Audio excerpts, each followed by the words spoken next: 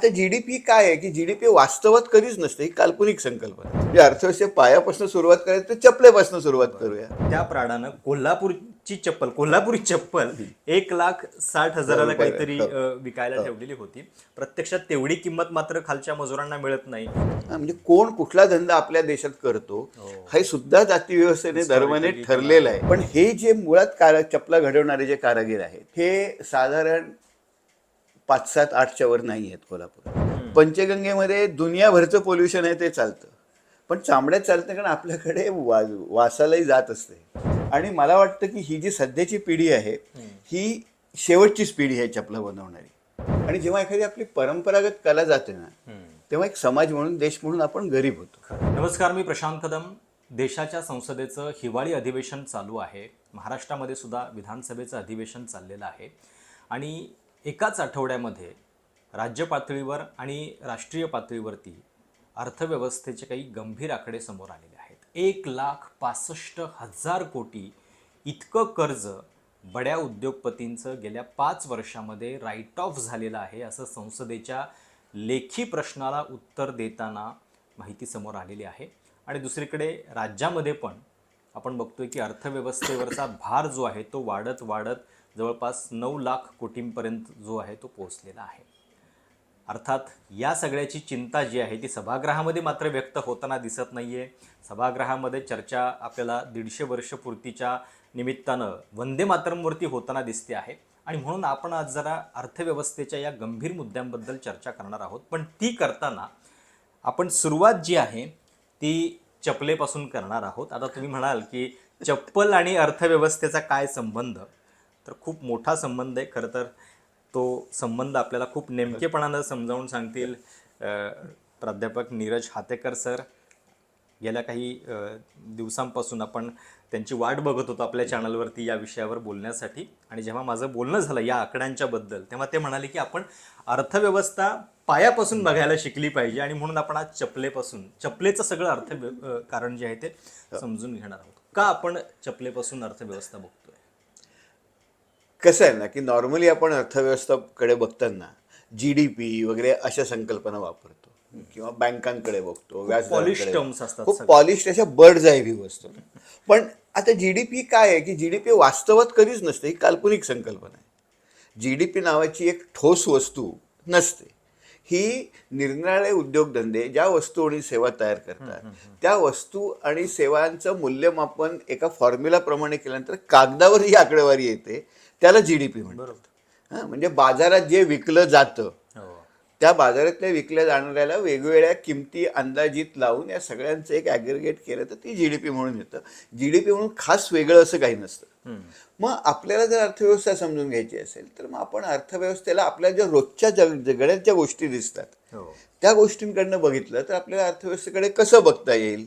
मग त्यात आपल्याला कॉन्क्रीट माणसं येतात, है ना, कॉन्क्रीट व्यवस्था येतात, बरोबर, अगदी फिक्स विवक्षित गावं शहरं येतात, त्यातनं काही प्रक्रिया दिसतात. आणि मग त्यातनं आपल्याला एक अर्थव्यवस्थेचा एक जो उलगडा येत जातो तो मला खूप इंटरेस्टिंग असा वाटतो. तर खालपासनं म्हणजे चप्पल ही म्हणजे अर्थव्यवस्थे पायापासून सुरुवात करायची तर चपलेपासून सुरुवात करूया.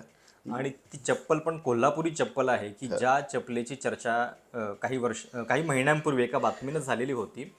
इटलीचा एक प्रसिद्ध फॅशन ब्रँड आहे प्राडा, आणि त्या प्राडानं कोल्हापुरी चप्पल 1,60,000 काहीतरी विकायला ठेवलेली होती.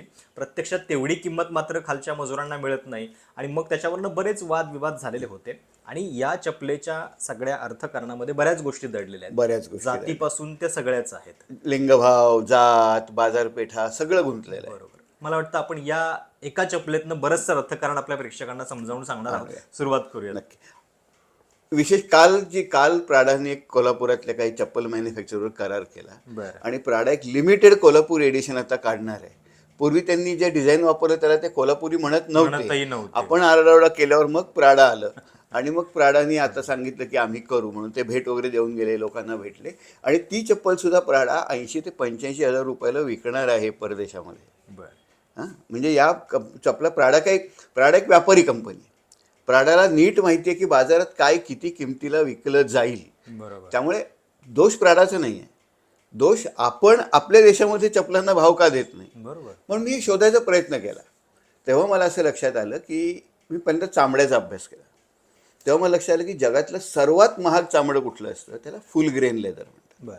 फुल ग्रेन लेदर म्हणजे काय, तर कातडीच्या सर्वात वरचा भाग. म्हणजे त्याच्यावर तुम्हाला त्या समजा काय म्हशीचं चामडं असेल तर ती म्हैस कुठे तारेला लागली असेल तर ती खूण असेल, तिच्या केसांच्या फॉलिकल्सच्या खुणा दिसतील. बरं. हे जगातलं सर्वात महाग चामडं का असतं, कारण ते सगळ्यात ड्युरेबल असतं, सगळ्यात फ्लेक्सिबल असतं.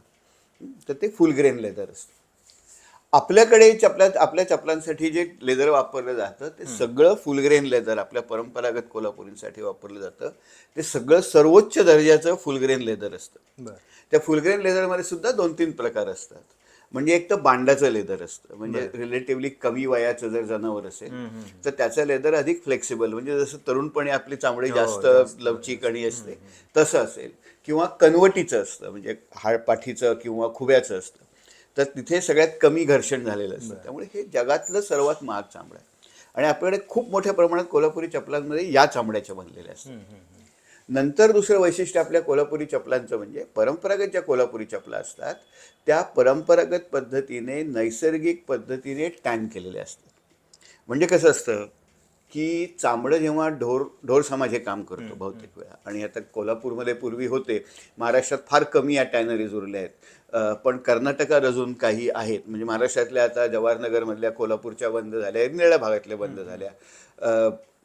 तर काय होतं हे चामडं जेव्हा पहिल्यांदा येतं तेव्हा ते पहिल्यांदा घासून त्याच्यावरचं जे केस आणि मांस लागलेलं असतं ते काढून टाकलं जातं. त्याला थोडे दिवस निवळीत बुडवलं जातं. त्याच्यानंतर ते बॅगमध्ये शिवलं जातं, एक पिशवी राऊंड शिवलं जातं चामडं. आणि हिरड्याची साल, हिरडा आणि बाभळीची साल ही भरून हे 15 ते 20-21 दिवस टॅन केलं जातं. बरं. हे टॅन केल्यामुळे काय होतं की त्यातले प्रोटीन स्टॅबिलाइज होतात आणि पाणी निघून जातं आणि ते चामडं टिकाऊ होतं. हे टॅनिंग झाल्यानंतर मग हे खास करून म्हणजे महाराष्ट्रातले सगळे चामड्याचे व्यापारी बहुतेक मुस्लिम समाजाचे आहेत. बरं. कारण चामड्याचा व्यापार हा जे गुजराती व्यापारी आहेत, महाराष्ट्रात जो व्यापारी समाज आहे त्याचे जे धार्मिक धारणा आहेत आणि जातीय व्यवस्थेमध्ये त्यांचं जे स्थान आहे ते चामड्याचा व्यापार करत नाहीत. बरं. म्हणून मोठ्या प्रमाणात महाराष्ट्रातला चामड्याचा व्यापार हा मुस्लिम समाजाकडे आहे, कारण तिथे हा टाबू नाही आहे. म्हणजे कोण कुठला धंदा आपल्या देशात करतो हे सुद्धा जाती व्यवस्थेने धर्माने ठरलेलं आहे. ही आपली प्युअर भांडवलशाही आपल्या देशात नाही आहे की कोणी कुठलाही धंदा करू शकतो स्पर्धात्मक, तसं नाही आहे. आपल्याकडे चौकटी, ज्या अदृश्य चौकटी असतात त्या खूप आहेत. मग त्याच्यानंतर दुकानदार हे चामडं विकत घेतात साधारण, म्हणजे ज्यांच्याकडे पैसे असतात, ज्यांची दुकानं आहेत कोल्हापुरात किंवा इतर ठिकाणी, आणि मग ते चामडं घेऊन ते कारागिराला देतात. मग कारागिराकडे जेव्हा चामडं गेलं तेव्हा त्याला साधारण त्या चामड्याला तो जो कारागीर असतो त्याला त्या कामाच्या स्वरूपावरनं अख्खं कुटुंब काम करतं. म्हणजे मी आता ही चप्पल दाखवतो. ही जी चप्पल आहे ही कापशी स्वरूपाची आहे. हा, म्हणजे हा पट्टा जो आहे त्याला कापशी पट्टा म्हणतात. कापशी पट्टा का, कारण कोल्हापूरचे जे इतर वेगळे प्रकार असतात, उदाहरणार्थ ही जी चप्पल आहे ही कापशी नाही आहे, ह्याला जो पट्टा जर तुम्ही बघितला त्या पट्ट्यावर या बारीक वेण्यांचं डिझाईन नाही आहे, याला भुईवादी चप्पल म्हणतात. तर ही जी कापशी आहे, कापशी म्हणजे सेनापती कापशी जे गाव आहे, सेनापती कापशी का, कारण संताजी घोरपड यांच्या जहागिरीतलं ते गाव आहे म्हणून सेनापती कापशी. तिथे त्यांना ह्या कोणीतरी पहिल्यांदा ह्या पट्ट्याचा शोध लावला. या पट्ट्यावर हे जे बारीक विणकाम आहे हे घरात महिला करतात. हे जेव्हा चामडं येतं चर्मकाराकडे तेव्हा पहिल्यांदा ते आकाराप्रमाणे कापलं जातं. या आकारात सुद्धा 2 प्रकार आहेत. याला माठ म्हणतात, हा जो शेप असेल. माठ म्हणजे थाट माठ, घाट माठ, याच्यामधला तो थाट माठ मधला तो माठ झालेला आहे हा आकार. याच्यामध्ये एक आहे त्याला मडिलगे माठ म्हणतात, तो असं वर्ण असा अरुंद होत येतो. आणि दुसरा आहे तो कोल्हापूर माठ, हा थोडा जाड असतो मधल्या काळात. या मॅप प्रमाणे मग ते ठरतं, त्या आकाराप्रमाणे कापलं जातं, त्याला पाथरिंग म्हणतात. त्याच्यानंतर ते टेचून टेचून टेचून त्याला तकटणी म्हणतात. ते चामड्याचा तुकडा सगळा फ्लॅट करायला लागतो व्यवस्थित. मग त्याच्यानंतर घरातल्या महिलांकडे हे काम जातं. ह्याच्या अत्यंत बारीक वेण्या आहेत ना, म्हणजे या 42 वेण्या आहेत या साईडला या पट्ट्यावर, आणि या 3 पेढी वेण्या आहेत अगदी बारकाईने काम केलेल्या. तर या काम महिला करतात. नंतर हे शिवायचं जे काम आहे, याला बाहेरनं जो गोठ आहे, हा. हा गोठ आणि आतमध्ये आपल्याला जी सगळी दिसते ना, आतमध्ये जी शिलाई आहे, ही जी शिलाई आपल्याला थ्रू अँड थ्रू शिलाई दिसते याची, आरपार शिवलेलं हे सगळे अनेक. बर. तर हे सगळं काम घरात महिला करतात. बर. आणि मग त्याच्यानंतर हे सगळे याला जी चमक दिसते, ही चमक आणण्यासाठी पुन्हा मग तो जो एक किंवा एखादी बाटली असते छोटीशी चपटी, हा चपटी बाटलीला अर्थ आपल्याकडे वेगळा आहे, तशी एक चपटी असते, किंवा इन्सुलेटर असतो तो पांढरा, बर. तो घासून, किंवा लाईट बल्ब असतो, त्यांना घासून घासून घासून मेहनतीने ही शाईन ह्याच्यावर आणली जाते, चमक आणली जाते. ही पाण्यात भिजली तरी ही चमक जात नाही. बर. नंतर मग त्याला अंगठा बसवणे, ह्या सगळ्याला हे जे वरचं चित्र आहे त्याला पान म्हणतात. हे पान वेगवेगळ्या स्वरूपाचं असतं.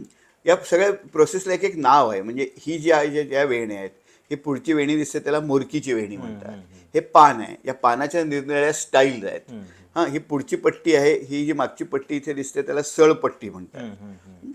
तर हे सगळं डिझाईन केलं जातं आणि हे सगळं करताना साधारण 3 ते 4 दिवस एक चांगली चप्पल करायला लागतं. बर. कोल्हापुरी चप्पल. आता ह्याच्यामध्ये सुद्धा खूप तऱ्हेतऱ्हेच्या व्हरायटीज आहेत. बर. म्हणजे उदाहरणार्थ तुम्हाला एक चप्पल मी दाखवतो. ही आहे अत्यंत हलकी 150 ग्रॅम वजनाची चप्पल आहे. कापशीच आहे, याला पेपर कापशी म्हणतात. ही सुद्धा अशी थ्रू अँड थ्रू शिवलेली, अगदी बारीक आहे. आणि दुसरीकडे बघायला गेलो तर ही एक चप्पल 1.5 किलोची चप्पल आहे. बापरे, एवढी जाडजूड चप्पल. हा. आणि ही सुद्धा आरपार शिवलेली आहे अशीच. बर. हा, तर ही शिवताना ह्या जे शिवण्यासाठी याला दोन्ही बाजून इथं वेगळी शिवण आहे. ही जी शिवण आहे याला पुडा शिवण म्हणतात. ही जी बाजूला शिवण दिसते ना, ही पुडा शिवण. इथे त्याने डबल शिवण केली आहे, बर. कारण हे वजन जे आहे ते पेललं पाहिजे त्याला, म्हणून डबल शिवण केलेली आहे. ही चप्पल करण्यासाठी सगळी आयुधं नवीन तयार करायला लागली. बर. म्हणजे दाभण, कारण ही शिलाई आतनं जाऊन परत शिलायची असते. हे साधारण 11 तळ आहेत, प्युअर जाड चामड्याचे 11 तळ आहेत.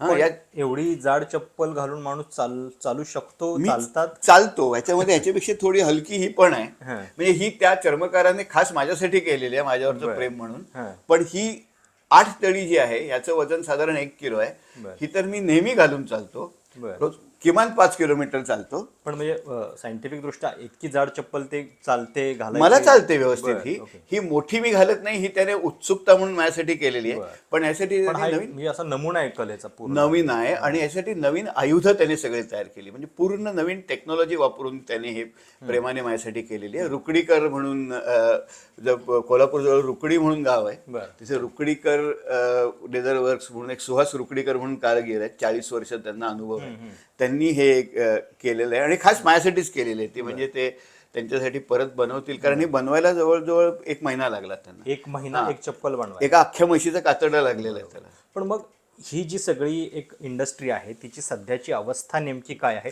थोडंसं जरा एक आकड्यांमध्ये याची भीषणता तुम्ही प्रेक्षकांना काय सांगाल आणि त्याच्या समोरची आव्हानं आता काय आहेत? म्हणजे कसं आहे की एकतर ही इंडस्ट्री खूप सुंदर आहे आणि याच्यामध्ये अत्यंत अनेक कलात्मक आविष्कार आहेत. म्हणजे ही दाखवतो, ही चप्पल आहे ना, वा, हा, ही बैलगाडी. याचा रंग जो आहे हा काही पॉलिश केलेला नाही. हा टॅनिंग प्रोसेसमध्ये ओरिजिनल रंग आहे त्याचा. किती सुंदर. हा टॅन करताना रंग आलाय आणि त्याच्यावर सुंदर बैलगाडी आणि बारीक पट्टे केले आहेत. किंवा याच्यावर ही जो आहे याच्यावर एक इंगळी आहे बघ, आणि हा पण रंग टॅनिंगचाच आहे. ह्या सगळ्या खोचीच्या कोल्हापुरी आहेत. तर हा अत्यंत कलात्मक प्रकार आहे. याच्यामध्ये खूप इनोव्हेशन पण आहे. म्हणजे ही जी चप्पल आहे ही उदाहरणार्थ जगात एकमेव चप्पल असावी. ही एका कारागिराने, खाल कारागिरी म्हणून पुण्यामध्ये धनंजय जाधव म्हणून एक मुलगा आहे, तो MBA फायनान्स आहे, तो एक त्याचं ब्रँडिंग करायचा प्रयत्न करतोय. तर त्याने खास माझ्यासाठी म्हणून ही चप्पल बनवलेली आहे. ह्या कोल्हापुरीवर सगळं हाताने केलेलं डिझाईन आहे आणि त्याला एक सँडलचा त्याने शेप दिलेला आहे, कारण ती पायातनं निघू नये, आपण धावलो बस पकडायला वगैरे. तर ही चप्पल आहे. तर इनोव्हेशन सुद्धा ह्याच्यामध्ये आहे, पण म्हणजे ह्याच्यामध्ये मटेरियल उत्तम आहे. नंतर नैसर्गिक आहे, सस्टेनेबल आहे. नंतर कारागिराचं कसब खूप उच्च दर्जाचं आहे. त्याच्यानंतर ट्रॅडिशन आहे, परंपरा आहे, रिच ट्रॅडिशन त्याच्या मागे आहे. तर हे सगळं त्याची सध्याची फॅशन पण आहे, म्हणजे लोकांना त्याच्याबद्दल आकर्षण पण आहे, फॅशन सुद्धा आहे. पण हे जे मुळात चपला घडवणारे जे कारागीर आहेत, दर्जेदार खऱ्या कोल्हापुरी चांगल्या घडवणारे, हे साधारण 5-7, 8च्या वर नाही आहेत कोल्हापुरात. महाराष्ट्रामध्ये फक्त महाराष्ट्रामध्ये देशातही 7-8 कारागिरांच्या वर, अगदी 7-8 पण मी ओव्हर म्हणतोय, मी शोधून शोधून मला 5-6च माहिती आहेत. बापरे. हां, 5-6च माहिती आहेत. म्हणजे गारगोटीला एक यादव आहेत, कोल्हापुरात विजय शिंदे म्हणून आहेत, नंतर गारगोटीपाशी एक रवींद्र लोकरे म्हणून आहेत, नंतर इचलकरंजीला एक नाथाभाऊ चव्हाण म्हणून आहेत. हे 4-5 आणि अजून एक थोडे असतील, एक रावण म्हणून आहेत. पण म्हणजे एक प्रकारे हे आता दुर्मिळ होत चाललेला प्रकार आहे. अत्यंत दुर्मिळ होत म्हणजे चाललेलं जसं आहे. डायनासोर नामशेष होत गेले तसं काही वर्षांनी हे होत राहील. याला म्हणजे कारणही सांगतो काय आहे. हं. कारण कसं आहे याला, की हे एक तर चामडं मिळत नाही. हां, चामडं मिळत नाही, कारण हल्ली जनावरं मेली की आपण JCB करून पुरून टाकतो ती जनावरं. सहसा चामडं मिळत नाही. मग चामडं मिळाल्यानंतर ते टॅनिंग करणाऱ्याचा ढोर समाज आहे. यांच्या अंगात इतके कष्टाचं काम आहे ते, आणि दुर्गंधी बघशील चामड्याची. तर सगळ्या समाजाप्रमाणे प्रत्येक मुलंही ढोर मुलंही शिकलेली आहेत. त्यांनाही इतर पर्याय आयुष्यात शोधायचे आहेत. त्यामुळे ते म्हणतात की हे काम काय आम्ही करत नाही, कारण त्याला एक स्टिग्मा पण आहे. मला मुलं काय म्हणतात की सर तुम्ही आम्हाला पैसे मिळतील पण मुलगी कोण देत नाही, हे काम करतोय म्हणून, चामड्याचं काम करतोय म्हणून. त्यामुळे त्याला एक प्रेस्टिज नाही, आणि त्यामुळे मुलं करायला मागत नाहीत. नंतर जे करतायत त्यांना खूप त्रास आहे. म्हणजे धिरठिळ्या गावामध्ये महाराष्ट्र दुर्दैवाने ग्रामपंचायतीत ठराव करून घेत आहेत की हे टॅनरी बंद करायचा, घाण वास येतो वगैरे. बरं. म्हणजे आपल्याला त्यांना बाकीचे केमिकल केमिकल वास उत्तम चालतात. पंचगंगेमध्ये दुनियाभरचं पोल्युशन आहे ते चालतं, पण चामड्यात चालत नाही, कारण आपल्याकडे वासालाही जात असते. आपल्याकडे वासालाही जात असते. त्यामुळे ते चर्मकारांचा वास लोकांना आवडत नाही, कारण चामडं म्हणजे मुंबईमध्ये किती इंडस्ट्री आणि म्हणजे मला वाटतं इकडे चेंबूरच्या इकडे तो केवढा मोठा इश्यू झाला, भयंकर वास येतो. आता ते माहुल्ला वगैरे, माहुल्ला हा फार मोठा. पण हे चर्मकार असल्यामुळे, चामड्याचा वास असल्यामुळे, चामड्याला एक जाती व्यवस्थेमध्ये टाबू असल्यामुळे तो वास लोकांना, त्यामुळे ग्रामपंचायती ठिकठिकाणी बंद पाडतात. त्याच्यानंतर असं होतंय की जे बाभूळ लागतं, बाभळीचं साल लागतं, हिरडा लागतो, ते फॉरेस्टमधून आणायला लागतं. जंगलं कमी होत आहेत, आणि जे जंगलात आणतात फॉरेस्ट ऑफिसर 4 पैसे वरनं काढल्याशिवाय घेऊन जाऊ देत नाहीत. त्यामुळे तिथे तो एक मोठा त्रास आहे. नंतर सगळ्यात मोठा चॅलेंज असं आहे की हे जे परंपरागत ट्रँड चामडं आहे, या प्रोसेसमध्ये आता चपला, आणि तिकडनं ते कारागिराकडे येतं. कारागिराचं अख्खं कुटुंब याच्यावर 2-3-4 दिवस काम करतं. माझी ही चप्पल आहे, जाड चप्पल, त्याला 15 दिवस लागले. तर नवरा आणि बायकोचा रोजचा 500 रुपये म्हणून पगार बघशील किमान. म्हणजे 3 दिवस जर लागत असतील तर तेच 3000 रुपये झाले. परत चामड्याची किंमत, आणि मग परत तो दुकानदार विकत घेऊन त्याच्या दुकानात त्याची मार्जिन एक 20% म्हणजे 5-6, 4-5 हजारच्या खाली तुला चांगली कोल्हापुरी पडतच नाही, चांगली बनलेली, म्हणजे व्यवस्थित आणायची असेल तर. आणि वरच्या किमतीत म्हणजे 15-20 हजार उत्तम दर्जाची टॉप क्वालिटी कोल्हापुरी तुला 15,000, 16,000, 20,000 रुपयापर्यंत मिळते. याच्या उलट होत आहे काय की खूप मोठ्या प्रमाणावर चामडं आता चेन्नईला जातं, आणि चेन्नईला केमिकल टॅन होतं, ते क्रोमियममध्ये, आणि ते 8 दिवसात टॅन होतं. आणि मग तिकडनं भारतभरच्या फॅक्टरीमध्ये जातं, आणि तिथे ते कसं बनवलं जातं की आता ही जी कोल्हापुरी आहे, याचे जे थर दिसत आहेत आपल्याला, हे थर शिवलेले आहेत ह्या बारकाईच्या शिलाईने. ती जी कोल्हापुरी असते तिथे प्रेसचं चामडं, जे केमिकल टॅन होतं त्याला प्रेस चामडं म्हणतात, ते चामडं चिटकवलं जातं सोल्युशन लावून. अगदी चांगला काय मालक असेल तर फेविकॉल लावतो, नाही तर काय लोकल सोल्युशन लावतो. त्याला कोल्हापूर सगळे सुलेशन म्हणतात. सुलेशन आणायचं, सुलेशन पाहिजे तर ते सोल्युशन असतं. ते सोल्युशन त्याला लावून ती चिटकवली जाते. त्याच्यावर हे कुठल्याही वेणीचं वगैरे काम कारागिरीचं होत नाही. त्याला वरनं एक पट्टा जरीच्या कापडाचा वगैरे असा लावला जातो. आणि ही होलसेलला, मी सरोजिनी मार्केटमध्ये दिल्लीला 165 रुपयाला कोल्हापुरी चप्पल बघितलेले आहेत. 150. आणि होलसेल रेटने महाराष्ट्रभर ते 150-200 रुपयाला मिळतात.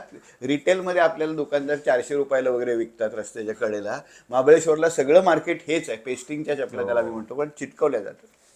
त्याच्यामध्ये ती ओरिजिनॅलिटी नाही, त्याच्यामध्ये ती ओरिजिनॅलिटी नाही आहे, कारण हाताचं काम नाही आहे, शिवलेलं नाही. आणि त्या कशा होतात, भिजली की लगेच अशी चप्पल उघडते, किंवा टिकत नाही, किंवा चावते, पावाच्या मापाची ती नसते. आणि बेसिकली त्याला मी खोटी कोल्हापुरी म्हणणार नाही, कारण खूप लोकांचा रोजगार त्याच्यावर अवलंबून आहे. त्यामुळे ती काही फेक कोल्हापुरी नाही आहे, पण ती परंपरागत ट्रॅडिशनल जी कोल्हापुरी आमची आहे, जी कला आहे, जी हस्तकला आहे, आणि अत्यंत उच्च दर्जाची चामड्याची हस्तकला आहे, ती नाहीये. आता तुम्ही जी मला ही सगळी वस्तुस्थिती सांगितली त्याच्यातनं मला काही बेसिक प्रश्न पडलेत. मुळात जर एवढे कष्ट त्याच्यामध्ये आहेत, एवढी त्याची रिच ट्रॅडिशन आहे, तर त्याची योग्य किंमत ओळखून ती देण्यासाठी तयार असलेले ग्राहक वर्ग आपल्याकडे आहेत का, ते देऊ शकतात का, हा पहिला प्रश्न. आणि दुसरं, जसं तुम्ही सांगितलं की म्हणजे दुर्गंधीला पण आपल्याकडे जात असते, तर बदलत्या काळानुसार आपल्याकडे जर सायन्स टेक्नॉलॉजीचे इतर अनेक पर्याय उपलब्ध आहेत, तर आपण ह्याच्यामध्ये असा काही म्हणजे मेळ घालू शकत नाही का, की त्यांचंही काम जे आहे ते थोडंसं हे होऊ शकेल, या त्रासापासून मुक्त, असं काही आपल्याला विज्ञान तंत्रज्ञानानं उपलब्ध करून दिलं नाही का? त्यात दोन गोष्टी आहेत. म्हणजे पहिला प्रश्न तुझा की ह्याला गिराईक आहे का, तर आहे. आपण त्याची खरी किंमत करतोय का? खरी किंमत देणारे गिराईक आहेत. म्हणजे आता उदाहरणार्थ आमचे काही जे जुने चर्मकार आहेत त्यांच्याकडे ठराविक लोक त्यांच्याकडनं रेटने चप्पल बांधून घेणारे, व्यवस्थित पैसे देणारे आहेत. पण सर्वसाधारण लोकांनी माहीतच नाही. म्हणजे मोठ्या प्रमाणात जे मार्केट फ्लड झालेलं आहे या 150-200 रुपयाच्या कोल्हापुरी, आणि त्यामुळे ते आहे ना, त्यामुळे लोकांना एक तर खरी माहितीच नाही की खरी कला काय आहे. दुसरं काय आहे की दुसरं कोल्हापुरी असे गैरसमज झाले. म्हणजे कोल्हापुरी चप्पल चावते हा एक समज, आणि ते खरं आहे चावते. पण ती चावते का माहितीये का? समजा माझी पायाचा नंबर 7 असेल आणि 7 नंबरची चप्पल आली, होलसेलमधनं ती कारागिराकडनं घेतली जाते, 50 चप्पल 100 चप्पल वगैरे. मग त्या दुकानात वर स्टोअर केल्या जातात, ते लगेच खपतात असं नाही. बरोबर. मग ते चामडं सुकतं, सुकल्यावर आक्रसन कडक होतं, मग ते पायात चावतं. त्याला सोल्युशन साधं आहे, ते चप्पल पाण्यात भिजवायची, काही होत नाही. म्हणजे ओरिजिनल शिवलेली असेल तर, पेस्टिंगची असेल, चिटकवलेली असेल तर ती पाण्यात भिजवली की लगेच फाकणार. जर ओरिजिनल जी हाताने शिवलेली चप्पल असेल ती जर पाण्यात बुडवली, थोडी पाण्यात भिजवू शकतो आपण. हो, काही प्रॉब्लेम. खूप वेळ नाही भिजवायची, 10 सेकंद पाण्यात भिजवायची, जाण्यापुरतं. किंवा जो भाग आपल्याला टोचतोय अंगठा वगैरे तेवढ्या पुरतं जरी पाण्यात भिजवला, किंवा त्याच्यापेक्षा सोपं म्हणजे तो स्प्रे असतो ना आपला, जो फुसफुस स्प्रे मारतो, तो स्प्रे व्यवस्थित जिथे चावते तिथे मारला आणि ती चप्पल घालून आपण थोडा वेळ चाललो की ती व्यवस्थित चप्पल ऍडजस्ट होते. चपलेला बरेच लोक, चपलांविषयी बऱ्याच स्टोरीज आहेत. म्हणजे काही लोक म्हणतात की चप्पल घरी आणल्यावर ताकात भिजवायची. नाही, बरेच लोक म्हणतात की चपलेला तेलही लावा. पण साधारण कसं होतं की आता ही चप्पल जर बघितली तुम्ही, याचा एक रंग आहे टॅनिंगचा, आणि ह्याची एक शाईन आहे, ग्लेज आहे, याच्यावर बरंचसं काम आहे. तेल लावलं की चप्पल काळी पडते, आणि काळी पडल्यानंतर त्याला धूळ पण चिकटते. त्यामुळे तशी गरज नसते चपलेला. चप्पल फक्त कडक झाली तर थोडे आपण ते जे मॉइश्चरायझिंग क्रीम असतात, लेदरचे क्रीम, ते जर लावले तर चप्पल व्यवस्थित. पण महत्वाचं म्हणजे कारागिराकडनं बांधून घेऊन 8 दिवसात चप्पल माझ्याकडे येते, त्यामुळे ती कडक वगैरे होण्याचा प्रश्न होतच नाही. आणि या कारागिरांकडनं ती थेट घेणं, आणि असेल तर मी त्यांचे नंबर वगैरे देईन, जे कुणाला कॉन्टॅक्ट करता येईल, किंवा काही दुकानदार आहेत जे बनवून घेतात आणि तुमच्यापर्यंत आणतील लगेच, तर अशा कारागिरांकडे ते चावणार नाही. तर ह्याला मार्केट तयार झालं पाहिजे. आता मार्केट तयार करण्यासाठी काय करायला पाहिजे, त्याचं ब्रँडिंग व्हायला पाहिजे व्यवस्थित. आज ब्रँडिंग नाही आहे. आणि कोल्हापूरच्या चप्पल मार्केटमध्ये जरी गेला असणार तरी तिथे इतक्या वेगळ्या तऱ्हेच्या चपला आहेत आणि इतक्या वेगळ्या तऱ्हेचे रेट आहेत. आणि बऱ्याच वेळा दुकानदारांची सुद्धा सिस्टम काय असते की जो येईल त्याला जेवढे जास्त गाड्यात मारता येईल तेवढ्या रेटने मारायची, ही दुकानदारांची पण असते. म्हणजे मी एका दुकानात गेलो होतो लक्ष्मी शिवाजी मार्केटमध्ये, आणि तिथे त्याला विचारलं, एक संकेश्वरी म्हणून चप्पल असते, अगदी खालच्या क्वालिटी, म्हणजे खूप वरच्या दर्जाची नसते ती, साधी स्वस्तातली असते. मी त्याला म्हणा, मला एक कापशी दे. त्याने मला पुढे एक संकेश्वरी आणली. म्हणलं, अरे मला कापशी पाहिजे. म्हणलं, हीच कापशी आहे. केवढ्याला? तर म्हणला 5,500 रुपये. संकेश्वरी चप्पल 1,200, 1,300, 1,400 रुपयाचं कुठे मिळत नाही. मग मी आपला शांत बसलो. मग त्या माझ्याकडे त्यांनी दुर्लक्ष केलं. मग थोड्या वेळाने त्याच दुकानातला दुसरा सेल्समन आला. म्हणलं, पाहिजे का तुम्हाला? केवढ्याला? तर म्हणला 2,200 रुपये. मी तरी बसून राहिलो. मग दुपारी जेवायला जायची वेळ आल्यावर दुकानाचा मालक म्हणला, हो 1,100 रुपयाला घेऊन टाका तुम्ही. तर हे जे स्ट्रॅटेजी आणि अशा तऱ्हेचं मार्केट असेल ना, तर चांगल्या चपलांचं मार्केट तयार होणार नाही. कारण गिराईकाला कायम तिथे वाटणार की अरे इथे फसवणूकच होते. हां, त्यामुळे ह्यांचं मार्केट व्यवस्थित तयार करायचं असेल तर त्याला एक वेगळा ब्रँड केला पाहिजे. आणि काही तरुण मुलं तयार करतायत. म्हणजे साईप्रसाद डोईफोडे म्हणून कोल्हापूरला आहे, तो डोईफोडे नावाचा ब्रँड तयार करतोय. किंवा धनंजय जाधवचा जो खाल कारागिरी, हे सगळ्या तुम्हाला इंटरनेटवर मिळतील. किंवा भूषण कांबळे म्हणून आपला मुंबईतला IT इंजिनियर आहे तो खरं तर, पण त्याचे आजोबा रस्त्यावर गटई करायचे. मग त्याने पुढे ठरवलं की आपण सुद्धा ही जी कला आहे याला एक मार्केट म्हणून त्याने एक प्लॅटफॉर्म तयार करून गेला, तो वाण म्हणून तो प्लॅटफॉर्म आहे. किंवा कोल्हापुरात इंगा लेदर म्हणून आहे. बर. हा, इंगा म्हणजे आपण म्हणतो ना, तुला इंगा दाखवतो वगैरे. तर इंगा म्हणजे काय माहितीये का, असं एक हत्यार असतं, बर. असं साधारण कुऱ्हाडीच्या पात्यासारखं, फरशी कुऱ्हाडीसारखं, आणि त्याने चामडं तासतात असं. बर. तर तुला इंगा दाखवतो म्हणजे तुझं चामडं तासतो. तर तो शब्द इंगा मधला जो आहे तो चर्मकलेतनं आपल्याकडे आलेला आहे. तर ह्याला मार्केट ब्रँडिंग, आणि यासाठी काय गरज आहे, म्हणजे आम्ही प्रयत्न पण करतोय. ही समस्या जी आहे ती आपल्या धोरणकर्त्यांच्या पर्यंत पोहोचलेली आहे का? त्यांना याचं गांभीर्य आहे का? नाही. आणि मुळात तुम्ही जे सांगितलं की याच्यामध्ये किती लेवलला वेगवेगळ्या बरं. जाती व्यवस्था इन्व्हॉल्व आहेत, तर त्याच्यामुळे पण हा प्रॉब्लेम होतोय ना. म्हणजे याच्यामध्ये स्टेक होल्डर्स कोण कोण आहेत सांगतो. पहिल्यांदा बाभळी आणून देणारे जंगलातनं, बाभळी हिरडा. नंतर ते जे चामडं आहे ते चामडं म्हशी सोडून चर्मकाराकडे आणून आपल्या ढोराकडे आणून देणारे. नंतर ढोर समाज. मग ती जी पिशवी बांधतात ना, ती म्हणजे चामडं असं गोल पिशवीसारखं बांधतात, तर ते पिशवी गवताने बांधतात. मातंग समाज ते आणून देतो, तर मातंग समाज स्टेक होल्डर आहेत. नंतर चांभार म्हणजे चामडं तयार झालं की ते मुस्लिम समाज विकत घेतात. बर. मग त्यांच्याकडनं दुकानदार घेतो, त्यांच्याकडनं चर्मकाराकडे येतं. चर्मकाराच्या घरात काम बाया करतात. म्हणजे चर्मकाराची एक वेगळी त्यात बायकांचं प्रचंड शोषण पण आहे, कारण बायकांचं काम खूप असतं आणि त्यांना त्याचा मोबदला आर्थिकदृष्ट्या पैसे चर्मकाराला, कुटुंब प्रमुखाला जातात. आणि बायका अगदी बारीक, म्हणजे वेण्या घालण्याचं काम, ते शिवण्याचं काम, त्याच्याच बरोबर चप्पल झाली की सगळे तुकडे, कचरा पसरलेला असतो ते सगळं आवरून ठेवणे, हे सगळं काम बायका आणि लहान मुलं करतात. आणि त्यांनाही त्याचा काही मोबदला मिळत नाही. ते एक स्टेक होल्डर आहेत. पुढे मग दुकानदार, म्हणजे दुकानदाराकडे जाऊन त्याच्या दुकानात ती चप्पल ठेवणे, इतकी अख्खी सगळी स्टेक होल्डर्सची चेन आहे. आणि या सगळ्या स्टेक होल्डरच्या चेनचा एकत्रितपणे विचार जोपर्यंत आपण करत नाही, आणि त्यामध्ये वेगळे, मग त्यामध्ये आदिवासी विकास विभाग येईल, की त्याच्यामध्ये फॉरेस्ट डिपार्टमेंट येईल, त्याच्यामध्ये स्किल डेव्हलपमेंटवाले येतील, त्याच्यामध्ये इंडस्ट्रीवाले येतील. हे सगळे लोक एकत्र येऊन आता कसं होत आहे, आता शासनाने लिडकॉम नावाची एक संस्था तयार केली. शासन म्हणतं की आम्ही कोल्हापुरीचे क्लस्टर्स तयार करू. पण घरात होणारं काम आहे. घरात बायका वेण्या घालतात आणि चुलीवर काहीतरी शिजत असतं, त्यामुळे ते घरातच काम होतं. मुलांची कामं होत असतात. हां, हे होम बेस्ड वर्क आहे. हे क्लस्टर कारखान्यामध्ये, फॅक्टरीमध्ये होणारं काम नाही आहे.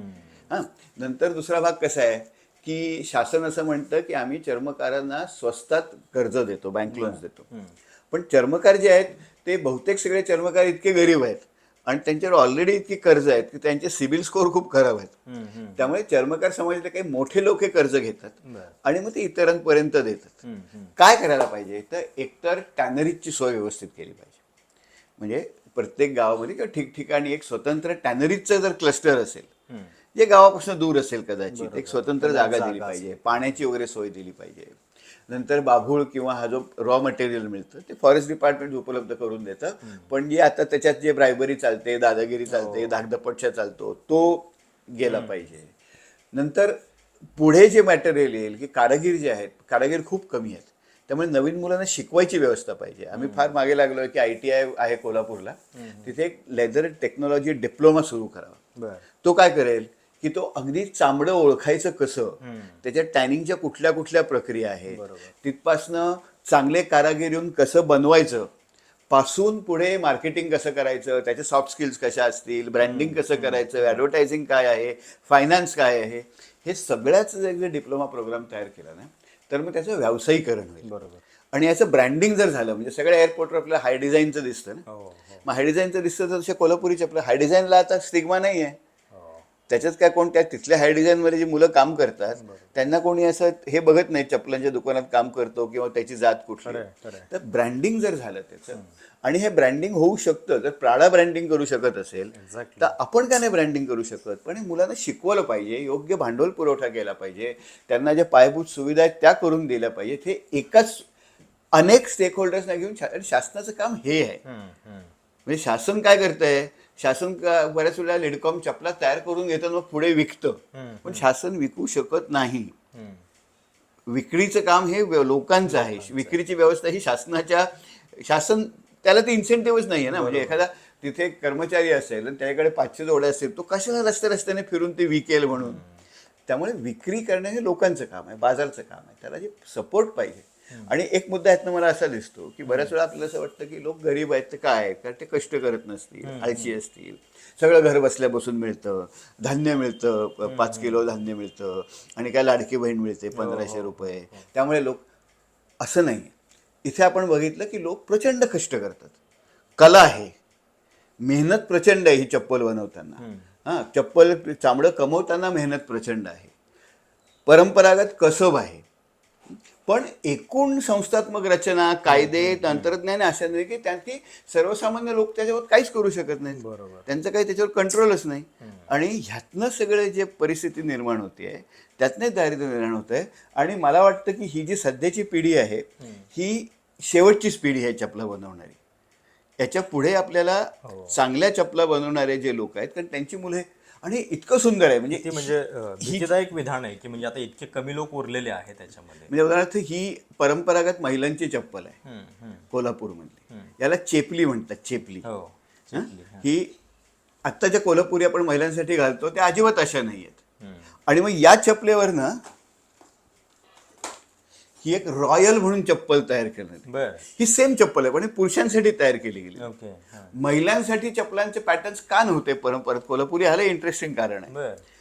कसं असतं की आपल्या पश्चिम महाराष्ट्रातल्या ज्या स्त्रिया होत्या, विशेषतः खानदानी मराठ्यातल्या वगैरे स्त्रिया, त्या स्वतः बाजारात खरेदी करायला जायच्या नाहीत. त्यांना ज्या गरजेच्या वस्तू लागायच्या म्हणजे बांगड्या, कासार घरात यायचा, साडीवाला लुगडेवाला घरी यायचा, बरोबर. चांभाराला घरात एंट्रीच नव्हती ना, माझं घरात चांभार कसं येणार. बरोबर. आणि त्यामुळे महिलांचे जे गरजा आहेत किंवा त्यांच्या ज्या फॅशन्स आहेत ती मागणी कधी ट्रान्सलेटच झाली नाही ना, झालेली नाही. त्यामुळे कोल्हापुरीच्या फक्त महिलांच्या याच चपला, त्याची सुधारणा सुद्धा पुरुषांच्या चपलेमध्ये झाली. तर हे पण कारण असेल का की म्हणजे फॅशनची वस्तू आहे आणि त्याच्यामध्ये पुरुषांचीच फॅशन आहे फक्त त्याच्यामुळे त्याचं थोडं हे कमी झालंय का? नाही, हे बघा आता किंवा महिलांना फार वाव नाही दिला गेला उत्तरेत गेलास ना हां. तर उत्तरेमध्ये विशेषतः मुघल स्त्रिया होत्या, त्यांच्याकडे जमीनदारी असायची. अगदी मुघल घराण्यातल्या स्त्रियांच्या तर म्हणजे सुरतचं बंदर होतं जहाराकडे, व्यापार होता, मोठ्या प्रमाणात पैसा होता. तेव्हा पैसा असल्यामुळे स्त्रिया काय करायच्या, स्वतःच्या बाजारपेठा निर्माण करायच्या. म्हणजे चांदणी चौक ही स्त्रियांनी निर्माण केलेली बाजारपेठ आहे. आणि त्याच्यामध्ये मग स्त्रियांच्या गरजांचे सगळे येऊन बसायचे, म्हणजे सगळ्याच तऱ्हेचे आर्टिझान येऊन बसायचे. म्हणून उत्तरेत जर तू बघशील तर ज्युती हा प्रकार आहे, हा स्त्रियांच्या अनेक तऱ्हेच्या फॅशन्स बनलेल्या आहेत त्याच्यामध्ये. कारण ते मार्केट, डिमांड आणि आर्टिझान, सप्लायर हे मॅच झालं ना. आपल्याकडे तसं मॅचच नव्हतं होत, ते एक्सप्रेस व्हायला पाहिजे. तर असं झालं नाही. त्यामुळे कोल्हापुरी चप्पल हा म्हणजे असं होणार. आणि जेव्हा एखादी आपली परंपरागत कला जाते ना तेव्हा एक समाज म्हणून, देश म्हणून आपण गरीब होतो. खरं. म्हणजे हे लोक तर गरीबच राहतील, पुढे कामगार होतील, कुठे कॉल सेंटर पण एवढी मोठी एक रिच ट्रॅडिशन गमावू, रिच ट्रॅडिशन गमाव. आणि ह्याच्यामध्ये इतकं इंटरेस्टिंग आहे म्हणजे आता ही जी ही आहे ना, हा पण कापशीचाच प्रकार आहे. पण ह्याला म्हणतात पुणेरी कापशी. पुणेरी कापशी का, कारण हा पट्टा जो थिन आहे ना, हा धोतर, कोट आणि टोपी ह्यांच्यावर व्यवस्थित जाणारा पॅटर्न आहे. ओके. आणि हा मार्केटने स्वतः डेव्हलप केलेला आहे. हा, किंवा तर हे किंवा ही जी म्हणजे माझ्या दृष्टीने आता मी ग्राहक म्हणून मला सगळ्यात पहिला प्रश्न हा असतो की ती ओरिजिनल आहे हे कसं ओळखायचं. मी तुला 4-5 नावं देऊ शकतो, म्हणजे याच्यापेक्षा इतर आहेत मला माहित असलेली जी नावं आहेत. म्हणजे मी मगाशी जे 4-5 कारागीर सांगितले त्यांचे नंबर आहेत, ते डायरेक्टली बोलू शकतोस त्यांच्याशी. किंवा पुण्यामध्ये खाल कारागिरी आहे, किंवा WAN.com ही इंटरनेट आहे, किंवा इंगा लेदर म्हणून कोल्हापूरमध्ये आहे, ते नेटवर्क सर्च केलं तर आपल्याला दिसेल. किंवा साईप्रसाद डोईफोडेचं कुमार, आता तो एक ब्रँड तयार करतोय साई म्हणून. तर ह्यांच्याशी कॉन्टॅक्ट केला तर हे लोक कोल्हापुरी चपलाच ब्रँडिंग करण्यामध्ये, पुढे विकण्यामध्ये आहेत. आणि कारागीर तर कारागीरच आहेत, ते तर ओरिजिनलच बनवतात. त्यामुळे त्यांच्याकडनं जर तुम्ही डायरेक्टली कॉन्टॅक्ट केलात तर चांगल्या चपला मिळू शकतात. आणि थोडंसं आपण आता अर्थव्यवस्थेबद्दल बोलतोय तर याच्या इकॉनॉमीतले आकडे नेमके काय आहेत. म्हणजे आता रेव्हेन्यू वाईज ही इंडस्ट्री किती मोठी आहे, याच्यात इन्व्हॉल्व्ह असलेल्या कामगारांची संख्या साधारणपणे किती आहे आणि त्यांचं भविष्य या दृष्टीनं काही तरतुदी होत आहेत. साधारण 4 लाख लोक याच्यात आहेत. 4 लाख 4,000 कोटीचा धंदा आहे. बापरे. हा, खूप मोठा आहे. बर. पण त्याच्यातला जो चांगला भाग आहे, जो आपण कॅश करू शकतो, जो प्राडा जशी 84,000ला विकते, तो बनवणारा कारागीर हळूहळू नष्ट होतोय आणि बहुतेक सगळं मार्केट जे उरत आहे हे पेस्टिंगच्या चपला आहेत त्या चपलांकडे चाललेलं आहे. म्हणजे bad things drive out good things असं आम्ही जे म्हणतो. तर त्याच्यामुळे तसं ते झालेलं आहे. मला वाटतं कसं आहे की आता पैठणी आपल्याकडे एक असते ना प्रत्येकाकडे, कुठे सणासुदीला घालतो. तशीच एक चांगली चप्पल घ्यायला काय हरकत आहे? खरंय खरंय. चांगली दर्जेदार खरी कोल्हापुरी आहे. आणि मला कशी झाली माहिती, मी एक चांगली घेतली चप्पल तशी, आणि सगळे मला विचारायला लागले चप्पल आणली कुठनं. म्हणजे माझे विद्यार्थी मला विचारायला लागले की सर चप्पल कुठून आणली, किंवा रस्त्यावर थांबून सुद्धा मला एक दोन जण म्हणले चप्पल खूप छान आहे. तेव्हा मला लक्षात आलं की अरे आपण काहीतरी वेगळी गोष्ट घेतली आहे. आणि मग पैठणीची जी राजमान्यता आहे ती कोल्हापुरी चपलेला पण मिळाली पाहिजे, ती कोल्हापुरी चपलेला मिळाली पाहिजे. आणि पण तेच म्हणजे पैठणी ही आता स्त्रियांच्या फॅशनच्या दृष्टीनं खूप म्हणजे जवळची गोष्ट आहे. कोल्हापुरी चपलेत ते नसल्यामुळं मागे पडतं. कोल्हापुरी चपलेत पण कोल्हापुरी चपलेत जाती व्यवस्था सुद्धा आहे ना. म्हणजे आपल्याकडे दुर्दैवाने कसं आहे की लावणी, आता लावणी समजा कोल्हाट्याच्या बाईने गायली तर त्याला किंमत नसते. तीच जर बालगंधर्व मध्ये केली कुठल्या तरी उच्चवर्णीय बाईने तर तिला किंमत येते है ना. त्यामुळे किंवा आता रस्त्यावर डोंबऱ्याने जर खेळ केला, डोंबऱ्याच्या पोरीने खेळ केला तर त्याला बघून कोण चाराने पण देत नाही. पण तेच जर आमची मुलगी जिम्नॅस्टिक्स मध्ये वगैरे करायला लागली तर त्याला आम्ही पैसे देतो, कारण त्याला ब्रँडिंग आहे आणि जात व्यवस्था आहे. जाती व्यवस्थेमध्ये माणसाची किंमत आणि त्याने केलेल्या प्रोडक्टची किंमत एकसाथ जोडलेलं असतं. त्यामुळे ह्याला सुद्धा आपल्याला जाती व्यवस्थेच्या पलीकडे जाऊन बघायला लागेल. बरोबर.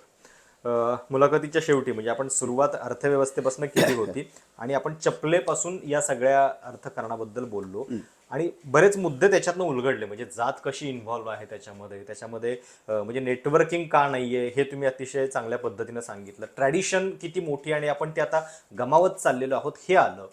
तर असे घटक अर्थव्यवस्थेच्या दृष्टीने किती महत्वाचे असतात? शेवटचा मला वाटतं हे खूप महत्वाचे आहेत. म्हणजे आपल्याकडे परंपरागत जे खूप मोठे समाज आहेत जे बाजार व्यवस्थेच्या बाहेर पडलेले आहेत. म्हणजे उदाहरणार्थ भटके समाज, धनगर समाज. धनगरांकडे आज प्रचंड पशुपालनाचं ज्ञान आहे, पण हे पशुपालनाचं ज्ञान आता हळूहळू नष्ट होत चाललेलं आहे. किंवा विदर्भामध्ये मी जेव्हा जातो तेव्हा माझी मालगुजार तलाव म्हणून विदर्भात मामा तलाव, ते माझी मालगुजार तलावांचे व्यवस्थापन कोण करणार होतं? ते कोळी म्हणून समाज आहे विदर्भामध्ये, कोळी पाटील. आणि हे परंपरागत धरण बांधणारे पाण्याचे व्यवस्थापन करणारे आहेत. म्हणजे एका गावामध्ये मी गेलो होतो, तिथे 80 तलाव आहेत रे, आणि एक भरला की दुसरा भरतो, तिसरा भरतो, आणि एकाचं गेट काढलं की प्रत्येकाच्या घरासमोरनं पाणी वाहतं. म्हणजे घरामध्ये काही धुणी भांडी वगैरे करायला इतकं व्यवस्थित ते नियोजन आहे. पण आपण काय केलं, उदाहरणार्थ नवेगाव बांध तुला माहिती आहे, नवेगाव तलाव कोळी पाटलांनी बांधलेलं आहे धरण. आता काय केलं आपण, PWD खाली काही दिलं, फॉरेस्टकडे काही दिलं है ना. मग हे कोळी कुठे गेले? हे परंपरागत ज्ञान आपल्याकडे जे आहे ना त्याचा आपण फार वापर करून घेतला नाही, पण तो आपला खूप स्ट्रॉंग सिव्हिलायझेशनल रिसोर्स आहे की नाही. आज माझा एक मित्र आहे, तो कौस्तुभ पांढरे म्हणून, तो तणमोरांवर संशोधन करतो आणि गवताळ परिषद तो कोणावर काम करतो? फासेपारध्यांबरोबर. कारण फासेपारधी समाज जो होता हा परंपरागत दुसऱ्या पक्षी जिवंत पकडत, शिकार करत नसे. तर त्यांच्याकडे इतक्या इंटरेस्टिंग गोष्टी आहेत. म्हणजे गायी प्रशिक्षित असतात, गायी पक्ष्यांचे आवाज काढतात, ते पक्षी येतात, ते गायीच्या मदतीने शिकार करतात असं शिकवतात. हे आपण फासेपारध्यांचं काय करून टाकलंय? त्यांना गुन्हेगारी समाज म्हणून नाव टाकून टाकलंय. आणि मग आपण जर आपली मुळच हरवून बसलो, आमच्याकडे जे परंपरेने आलेलं आहे ते ज्ञान जर पुसून टाकू शकलो तर मग कोऱ्या पाटीवर दुसरं काय लिहायचं आपण? इनोव्हेशन करता करता आपण हे संस्कृतीचं रिस्टोरेशन पण केलं पाहिजे. इनोव्हेशन आहे ना, आहे 100%. यात इनोव्हेशन किती, तुला मी कोल्हापूरचे 10 प्रकार दाखवले आणि दर चामर नवीनच करत असतो. मला माझ्याकडे 50च्या वर जोड झाले आहेत, कारण कोणतरी नवीन करतो. सर मी आता नवीन चप्पल गेली सर तुमच्यासाठी खास, काय केलंस? मी असं ती दाबण बदलली, अशी केली, ती माझ्याकडे येते.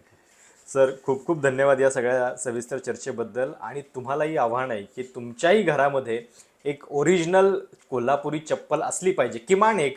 यासाठी जरूर आग्रह धरा, इतरांच्यापर्यंत पण हा आग्रह पोहोचवा. कारण सरांनी जसं सांगितलं, म्हणजे हा आकडा ऐकून तर मी म्हणजे मला खरंच भीती वाटली की केवळ आता 5-6 असे लोक उरलेले आहेत की जे अशा पद्धतीची आपली ट्रेडिशन त्यांना माहिती आहे आणि ते वारसा पुढे चालवू शकतात. किती मोठं अर्थकारण वेगळ्या वेगळ्या दृष्टींनी याच्यामध्ये दडलेलं आहे हे अतिशय सखोलपणे तुम्ही आत्ता ऐकलत. तुम्हाला ही मुलाखत कशी वाटली याच्याबद्दल तुमच्या प्रतिक्रिया आणि अभिप्राय जरूर कळवा. या कोल्हापुरी चपलेबद्दल अधिक माहिती हवी असेल तर ते सुद्धा कमेंट्समध्ये सांगा. त्याच्याबद्दल योग्य माहिती पोहोचवण्याची व्यवस्था आपण नक्की आपण करू. देऊ, नावं देऊ, नंबर जेणेकरून देऊ. आपल्या परीनं आपल्या ताकदीनं आपण ते कसं करता येईल बघूया. याचा विचार नक्की करू. खूप खूप धन्यवाद सर. धन्यवाद.